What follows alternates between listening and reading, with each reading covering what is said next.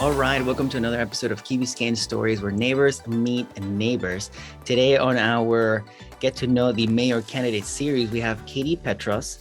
She was past Key Biscayne Council member from 2016 to 2020, former PTA president and school board member for St. Stephen's School, chairperson of the Key Biscayne Dog Park Committee, and is currently a financial analyst for Pilot. It's a startup that runs the financial part of other startups. Katie has been a resident of Key Biscayne for 29 years. Katie, thank you so much for joining us on the show. How are you doing today? I'm great, Alejandro. Thank you so much for having me and providing this opportunity for the residents of Key Biscayne to get to know me a little better in a different platform.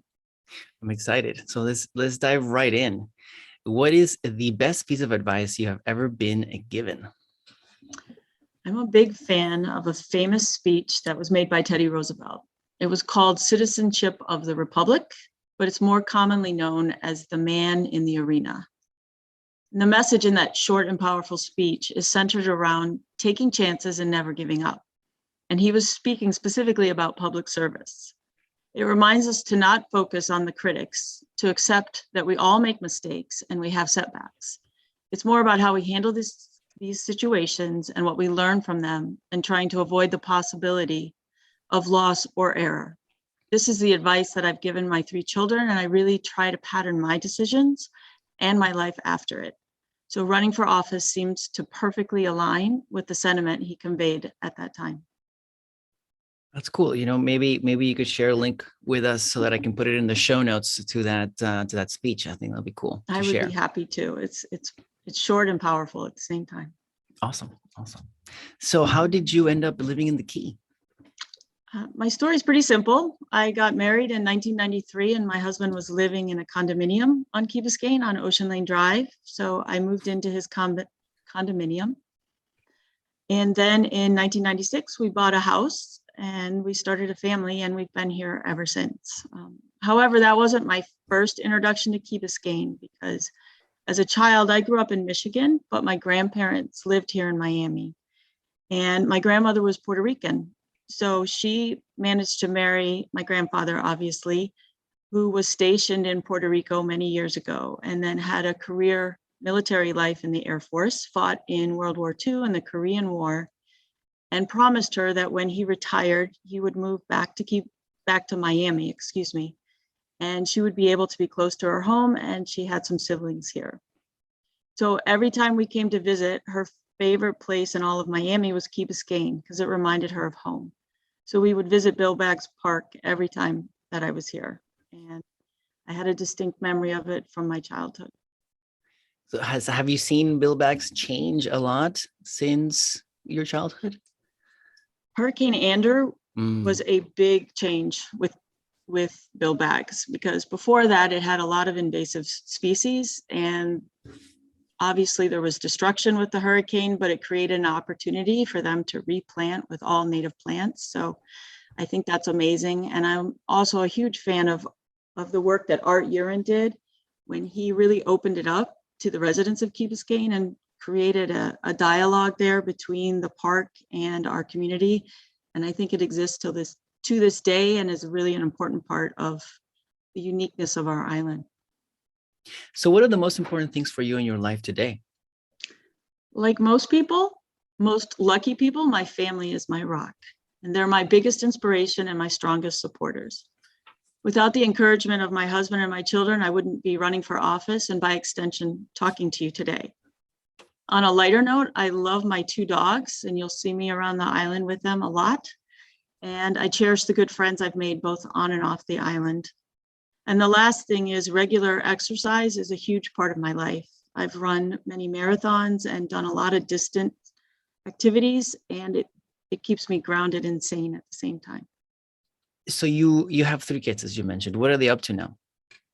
I have 2 that are out of college, and 1 that is going to be a senior at Mast Academy. So the 2 that are out of college, one of them is a software engineer for the Washington Post, and that's my son. And then my daughter is working for a nonprofit organization that is called the Independent Diplomat, and they provide diplomatic services for people and countries that don't have the resources to provide their own diplomats.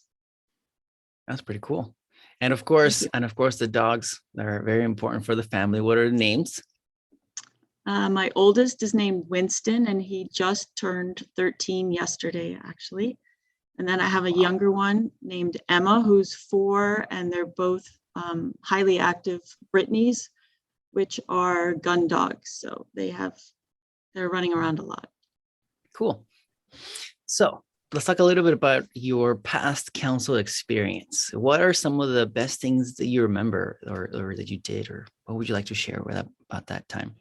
Well, first of all, I enjoyed it immensely, and I found myself looking at our island with entirely different eyes once I started serving and learning all the intricacies that go into not only running our government, but being responsive to the people who are requesting things from our government. So while I was in office, I took the lead on sponsoring some ordinances that positively impacted our environment at large and the daily quality of life on Key Biscayne. So for example, I sponsored a ban on gas-powered leaf blowers that exist today. And I also worked with the Miami Waterkeepers to present an ordinance to restrict fertilizer use on our island and even ban certain chemicals to try to help improve our water quality and obviously our air quality. Both of these ordinances were adopted by the council. I have also supported residents who've taken the lead on environmental issues, which I'm very proud of. The people that started the composting, which is in collaboration again with Bill Baggs Park. There's some students that came before us to ask for funds for solar panels on Mast Academy, which will be put in place pretty soon. And also Manny Roan does a Fill-A-Bag project, which I think you hosted him on your show. I did. But I love the initiative of learning to not only keep ourselves from putting trash on our beaches, but picking them up when we walk along our ocean shore. I want to circle back on the gas power leaf blower. I mean, sure. it's hard to podcast when you have a leaf blower around outside of your window. But what was the inspiration behind that, other than people like me? Well, I would say that it absolutely started with that because I also am not a fan of the noise, particularly of gas-powered leaf blowers, and I don't really feel like they have a terribly useful purpose either, because I feel like it just moves leaves from one direction to another. But when I started studying it, I found out even more details, which is these were actually started to move fertilizer around on crops. And the particular engine that gets used is absolutely horrible for the air quality. And that sound penetrates walls in a way that almost no other sound does. So it's not only a air quality issue and a sound quality issue, but it's terrible for the people that are running them. So we have adopted a electric lawnmower in my house, Mm-hmm. and I think all of this equipment will eventually be electric. And I would love to continue to spread that push throughout not only our village, but the county. Got it. Well, I think it was great. It was great. And especially for those people that are walking around them too. I mean, it's not good for the person that is riding it. I mean, using it. And then the smell of people who are walking with their kids or family or running, So I don't even think everyone on our island knows that they're actually illegal. I call code enforcement with some regularity to report the use of it throughout the island, and because it is literally illegal to do it. I didn't know when we were talking before we jumped on the show. I didn't know that they were illegal. If I would have known, I would have called them on Ocean Lane Drive when I was living there. Like I would have been that person, I would have been that person. They would have known me by name, the code team at the Village of Key Biscayne. Is it you again, today, Alejandro? Yes, it's me. Yeah, starting today, you can do that. I will. And empowered. Please join me in my path to try to eliminate all of them on our island. Oh, I will. So just to mention a couple other things that I did. I was really instrumental in putting an evaluation process in place for what we call the charter employees. There's 3 people that work at the direct behest of the council, which is our village manager, it's our village attorney, and our clerk.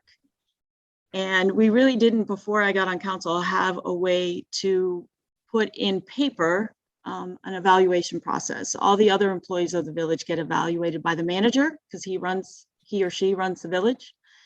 But we didn't do that for our charter employees. So the 4 years that I was in office, the first year, it took a year to put it in place. And then we evaluated people for the next 3 years. And I would absolutely want to continue that process. Another thing that I did is, at the urging of a resident on Key Biscayne who had unfortunately lost her son to a tragic car accident, he was on a bike and he was hit when someone was looking at their phone. So she had been advocating for tougher laws with texting in cars. And prior to I think it was 2018 that this happened, it was a secondary offense. So you couldn't even be pulled over for texting and driving. So she and I went up to the state and we lobbied to have stricter laws, which were successful that year that we lobbied. And now it's considered a primary offense, so someone can be pulled over. And then in school areas all over the state, you must have a complete handheld ban. You're not allowed to pick up your phone. So I think that improves not only the safety on our island, but throughout the state. So you went to Tally? Yes, I went to Tallahassee. And was that I actually went with Fausto Gomez, another candidate for mayor up there. And how was that experience? It was great. I had never spent time in Tallahassee, and I went up 2 times as a council member for that, and then also to advocate for some assistance with our undergrounding and our beach renourishment. So you met with lawmakers to get the text in the cars, making it a primary offense. Yes, I went before the committees and advocated, and also listened to other stories of people similar to our resident who had had some tragic circumstances. That is pretty cool to go up there. Not that many people go up there, to Yes. fight for the things that they believe in.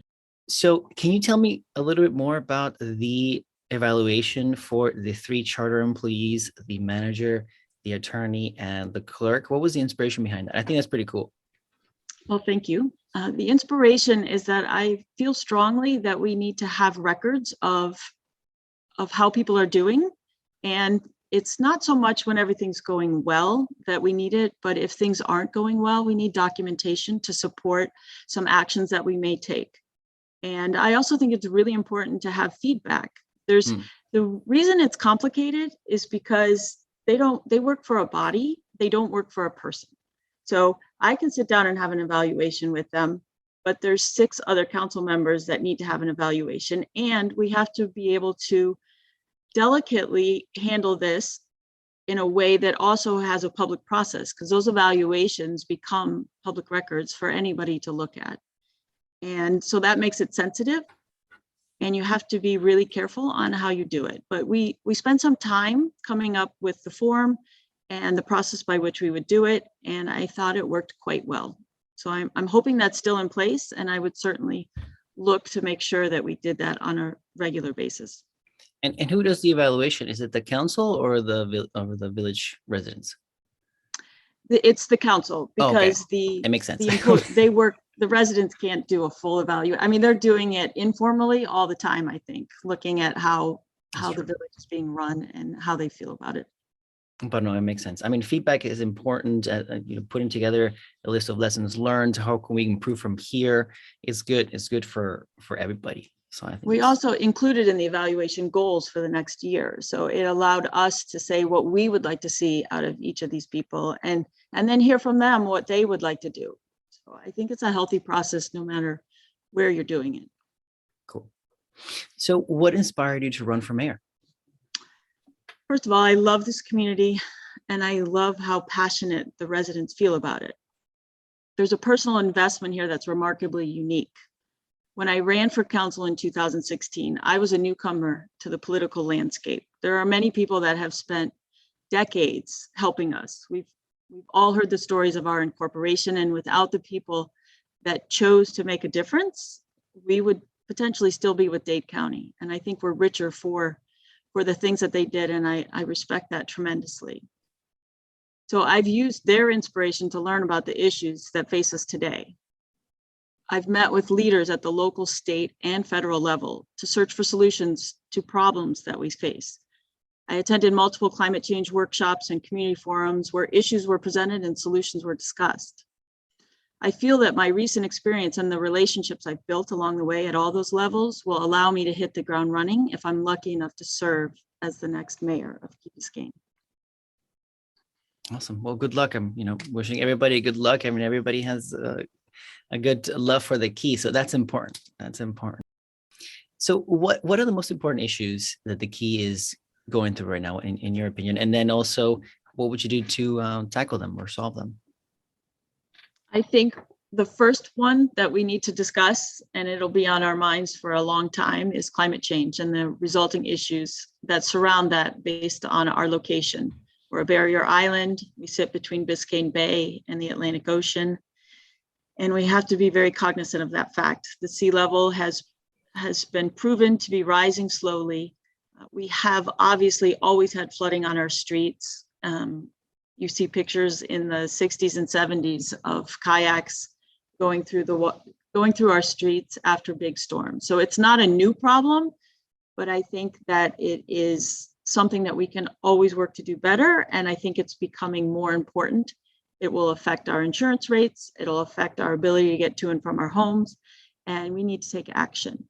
So the way I would do this is really a multi-pronged approach. I think that's the only way that we can get success. And number one, we have worked tirelessly, and for the 4 years I was on council, to get into a study with the Army Corps of Engineers, and they would potentially fund renourishment of our beaches for 50 years. Now, there's a lot of conditions that come with that, and we are still trying to find the right study and the right funding. It's just recently been switched. I have stayed in contact with people at the Army Corps on this particular issue, but I think that there's a really good payoff at the end, so we need to continue that fight. I also think we need to continue to work with the city of Miami to get a removal site for the sargassum that we see on our beaches that increases in the summer. And we need to find the right balance between removal and allowing nature to do what it does. And the Bill Baggs State Park treats their sargassum very differently than we do. So I would like to have another conversation with them to find the way to have beaches that people want to be on, but also to keep it as natural as possible. I think we need to do a deep analysis of options to be a test case for some research institute or a university to see if they would basically adopt Key Biscayne to try some innovative things with sea change and potentially get funding. And if none of those work, I think we have to move forward on an action plan to get our power lines underground, to get our stormwater, continue to improve our stormwater system, and to address the issues on the beaches. So we do need to act. We have resources and we have to do it responsibly, but it's time to make those decisions. So the second issue is the causeway. We've had a lot of news about the causeway recently, and it isn't a new issue. We have 3 jurisdictions that are impacted. We don't have ownership of the causeway and we don't have control of it, but we are part of the county, and it's important that we be considered because we're the only community that requires the use of this causeway to get to and from our homes. And I think that's respected by the current administration. I think we have an opportunity to work not only with Commissioner Regalado, but also Mayor Levine Cava to see what their priorities are for this road and to let them know what ours are before another plan is put in the laps of the commissioners.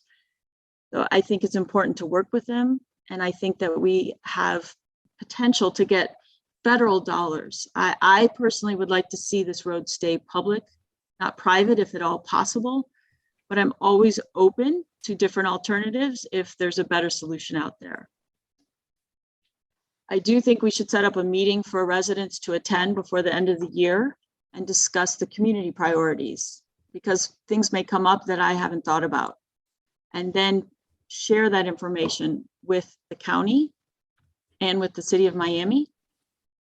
I think that it's important to collaborate, like I said before, and then also make sure that we're heard, and we may need to fund a plan so that the county has another option. I thought it was very interesting that you could do a no bid contract and basically create an idea that then had to be rejected, as opposed to a discussion about adopting the plan.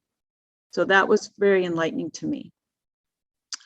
Third, safety and security with the island. I'm a big fan of the new police chief's initiatives to get more officers on the streets. I think continuing to educate our residents about keeping their car doors locked so that we don't become an attractive nuisance. And it becomes, I think to some extent, it's absolutely a place, even though it takes 10 minutes to get on and off our island, we are a community that people look to do some easy crimes. And I'd like to change that narrative outside of our island. So the last thing that's important to me is that we work on our political division and mistrust within our community. I saw it in the last election. I felt it when I sat on council, and I don't think it's beneficial for us. So I would do everything in my power to try to bridge those gaps and to make all the residents of Key Biscayne feel like their government is representing them as a whole and not as factions. So let's say you do win. What will be the top 3 things you would do as soon as you take office? Well, speaking about those issues that I just talked about at some length, I would push forward an action plan for stormwater improvements and undergrounding of the existing overhead utilities. We already have about 1/3 of the island underground. So a key to this is coming up with the right financing mechanism. But we've spent a lot of money on planning. We have a beautiful plan from the consultants of Kimberly Horn. We had an undergrounding committee. We had a website to educate residents. And we had a separate study of how to appropriate the funding.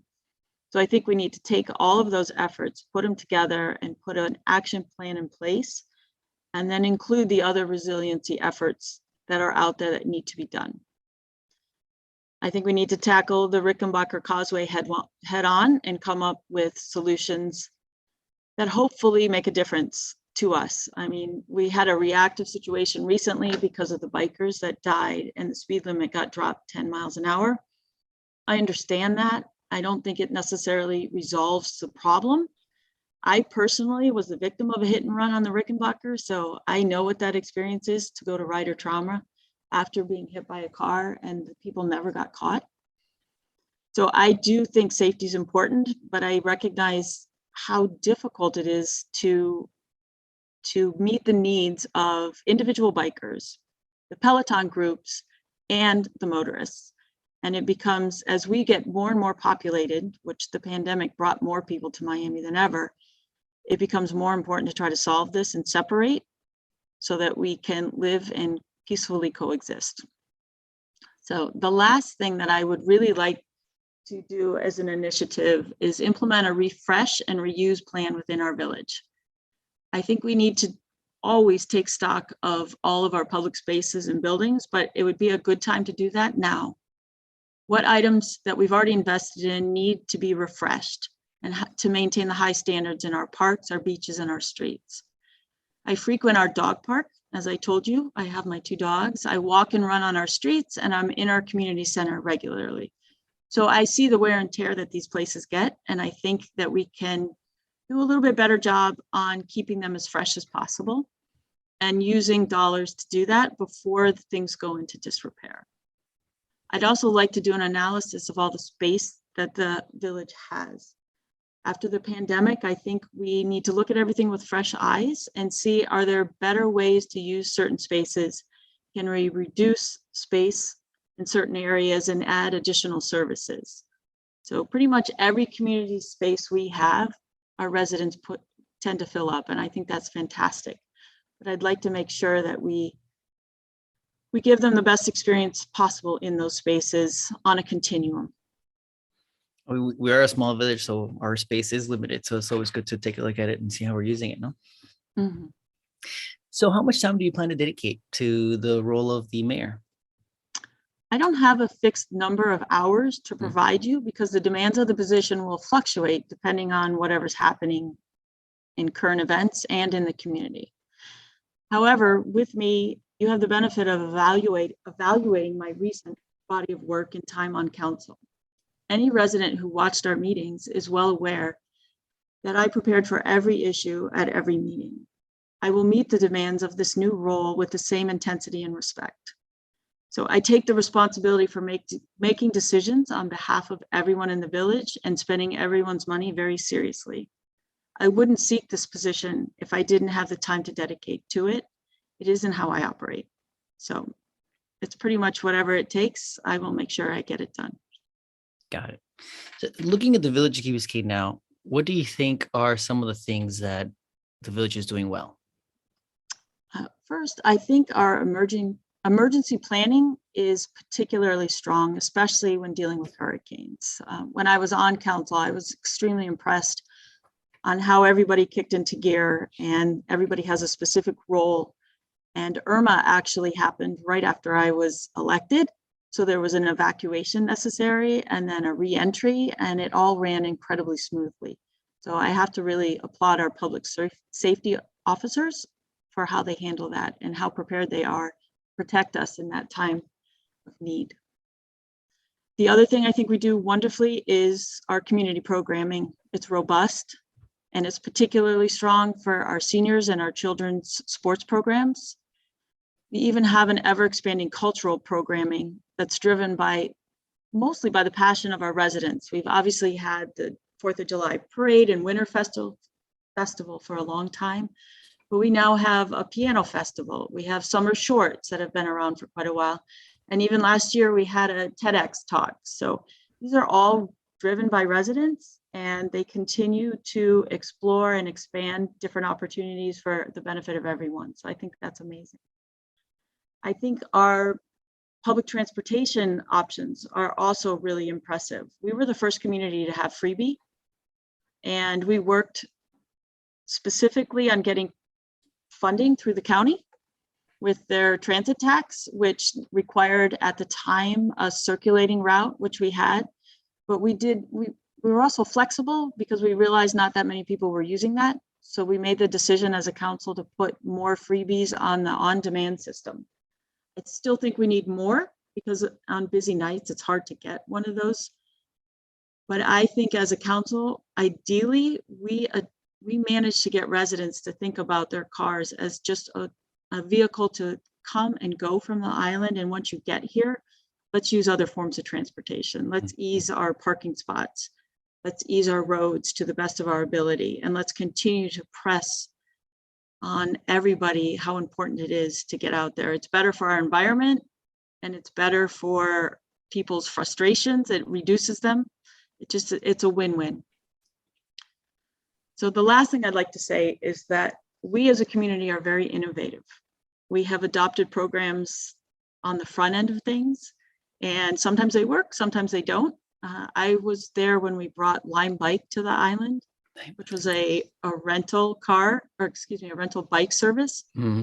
They actually wanted to put electric scooters in our community, and we chose to say no to that option, which is why they left, because they didn't find it financially feasible to keep the bike program in place without the scooters. So now we're facing issues, obviously, with personal electric scooters, and those were many of the reasons why we didn't want to put those in our community as a rental option. But I think the point is that we're always looking for ways to do things differently and new and fresh. And if I were mayor, I would continue to try to explore those options. So as mayor, you're going to be dealing with your council member colleagues and then residents. How would you work with those that oppose your ideas? I would adopt 3 things, which are listen, respect, and discuss. So I would always listen, and I always have listened to people's points of view, whether it aligns with mine or not. And I respect the right of everybody to give that point of view. And I've learned when I've had a certain decision, once I've studied it more, a lot of times I come to a different decision and a different result. And I think it's important to get the input of everybody. So discussion after listening and respecting someone's view and having a point and a counterpoint to reach a final conclusion, I think is really important.